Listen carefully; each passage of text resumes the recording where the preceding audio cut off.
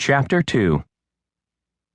As Abel floats in zero-G, in the dark quiet of a dead ship's equipment pod bay, he tells himself the story again.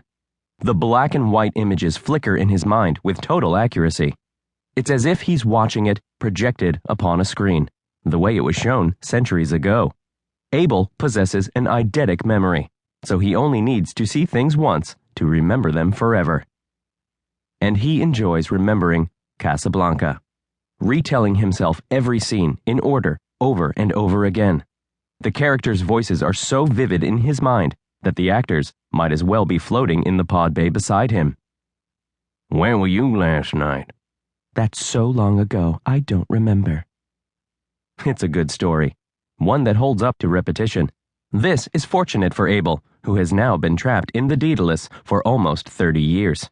Roughly 15,770,900 minutes, or 946,700,000 seconds.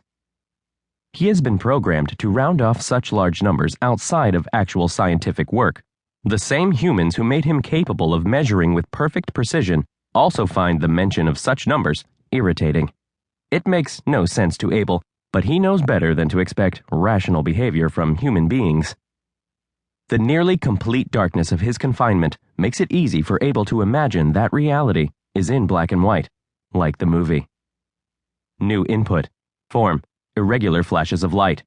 The drama stops cold in Abel's mind as he looks up to analyze. Blaster bolts. A battle, no doubt between Earth and Genesis forces. Abel was marooned here in just such a battle. After a long silence, warfare has reignited in the past 2 years. At first, he found that encouraging. If Earth ships were again coming to the Genesis system, they would eventually find the Daedalus. They would tow it in to reclaim everything inside, including Abel himself. And after 30 terrible years of suspense, Abel would finally be able to fulfill his primary directive: protect Burton Mansfield. Honor the Creator. Obey his directives above all others. Preserve his life no matter what. But his hopes have faded as the war has churned on. No one has come to find him, and no one seems likely to do so in the near future. Perhaps not even in the distant future. Although Abel is stronger than any human being, and a match for even the most powerful fighter mechs, he can't tear open the airlock door separating him from the rest of the Daedalus. He tried. Despite knowing down to the 100th decimal point the ratios working against him, Abel still tried. 30 years is a long time. Neither Abel himself nor this ship would have been abandoned lightly. Abel has run through the various scenarios many times, but he can't accept it.